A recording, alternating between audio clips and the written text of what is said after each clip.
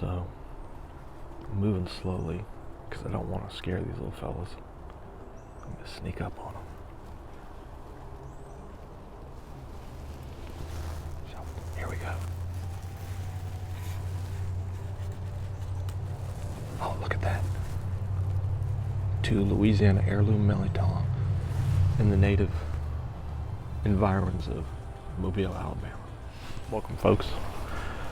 It's David Hubbell here, and it's Saturday, October 30th, day before Halloween, and I'm back here in the Mirliton man cave and giving you a weekly update on how things are going on the Mirliton vine. The Boudreaux Robert variety, which we coined the name a couple years ago in honor of Mr. Dan Boudreaux and my great uncle Lawrence Robert, or Lawrence Robert, depending on how you say it. And there's a variety that they grew back and forth between them, and I got it directly from Mr. Boudreaux, and we planted it in my dad's garden in Fairhope, Alabama. And we got 85 that first year, and this is an 11-year-old vine that is the product of one of the Mirliton from that first growth. So it's growing strong, and we've had a great year last year, and this year it may not be quite as good, but it looks like we got quite a few candidates. So anyway, I'm just going to give you a weekly update.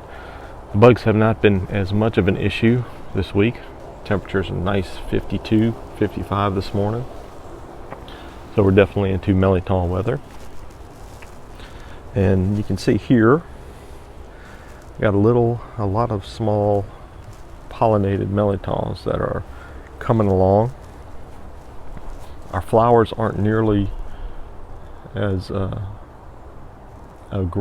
aggressive, not as pervasive as they were a couple of weeks ago, but you still see many clusters of buds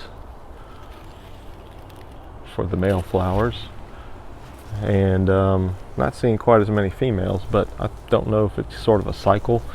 Like I said, these things come along with the new growth on the shoots, so I would say that we are probably about, there's a little pollinating friend there, we're probably about halfway through the fall Mirliton season. It seems to be about 6 to 8 weeks, and this is the 6th week of me filming. And some people in other parts who have been more fortunate got a little bit earlier start. I had an earlier start last year. So I'm just going to do another little stroll through, see if we find anything interesting. Like I said, there are still some female flowers. As we stressed last week, part of the issue is going to be making sure that you get good pollination with this colder weather. See, there's some of the ones we had highlighted over the last few weeks. So I see quite a few and a lot of flowers up there. So I'm going to do a little searching to see if I've got any that are going to be hard to reach. So, and I'll update you on some other news of the past week. So let's stay tuned and let's see what I can find. Now this one was hidden right in front of my own eyes. It's a little lower than where we were. Here we have another one. It's coming along pretty nicely.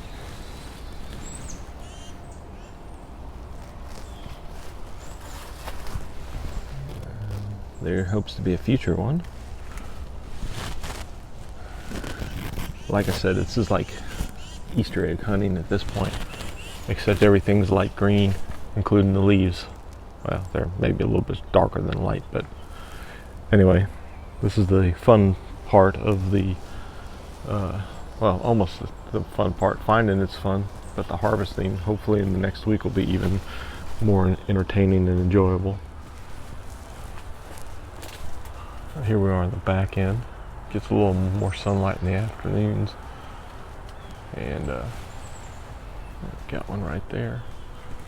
So these are going into my camellia bush, which is also being overtaken by a Confederate jasmine vine. Planted that years ago to give some protection, or some privacy, I should say, from the neighbor behind us. but that was before I had the Mirliton growing. Underneath the canopy again. Let's see what I can find. Just found this interesting little cluster here. This is 3 little Mirlitons. It's like a children's rhyme. Anyway, 2 of them are coming off of the same vine, and the 3rd one is off of a separate vine. So it'll be interesting to watch these over the next week or 2, and pray that the sinister squirrel and his cohorts do not find them and or abuse them, so to speak. So it's just an interesting thing. Sometimes you'll have 2 of them on one vine. It's a pretty cool phenomena. Hadn't seen them in a while, so see what we can find. Well, I'm a couple of weeks away from really knowing the full extent of what I'm going to have. I'm hoping that if I get up on a ladder and check up here, I'll see some growing up top. From my vantage point, it's hard to really see. I'll try to do that in a little bit. Not sure if I'll be able to film it, but you know, right now my projection is only maybe, I hate to say, 8 or so that I think I'll be picking in the next 2 or 3 weeks. Of course, what my practice has been is to keep 3 of them aside to sprout, so that I can ensure that I will at least have a source material going forward. But as far as I would like to then probably keep another 6 to 8 to cook for my Thanksgiving or Christmas casserole. And then beyond that, I'd like to be able to have enough to continue doing more cooking, but then also to make them available for folks who are looking for seed Mirliton.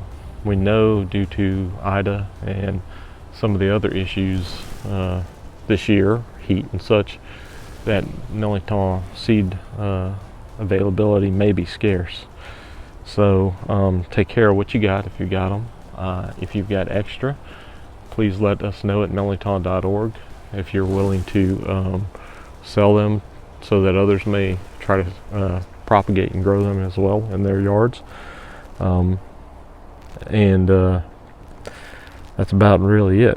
Oh, some interesting news this week, well, interesting to me, is that I had an opportunity to talk to the Pensacola Organic Gardeners Club and give them a talk on growing Mirliton along the Gulf Coast. So that was fun. It was a Zoom call, so we did that Monday night, and I really enjoyed that. So I've got a nice little talk put together. So if any of your clubs along the Gulf Coast, or even more specifically deep in Louisiana, are interested in learning about Mirliton, I can do it Zoom via the computer. Just have to have enough time, plan around my schedule. So there's that. And then also did a talk or an interview with a podcast on the Nitty Grit Network with Liz Williams yesterday, and talking about mirliton.org. So that'll be coming out in a couple of weeks. So that'll be fun to listen to, I hope. And then let's see, is there anything else? Oh, we got our little project that we were showing, the how to pronounce Mirliton. So it's a bunch of mini videos that Dr. Hill and I have compiled due to the graciousness of others who have been willing to share how native Louisianians from different parts of the state share it. So we're going to start unrolling that through the website and maybe my YouTube page in the next several weeks. So I think you'll really enjoy that. So thanks again for watching. If you enjoyed the video or any of the videos, please give it a thumbs up and give it a like and share.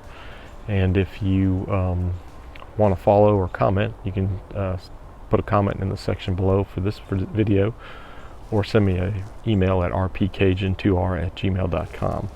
And please make sure you check out the other videos on David J. Hubbell YouTube channel. A lot of Mirliton cooking and growing.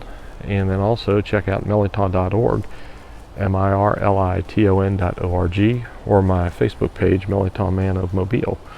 I appreciate it, and hope you're finding these videos helpful. And hopefully next week I'll be overrun with Mirliton and I'll just have to spend hours upon hours looking for them, and you'll be able to be my little virtual guest. There you go, little fella. Keep doing it. Thank y'all, and see you next week.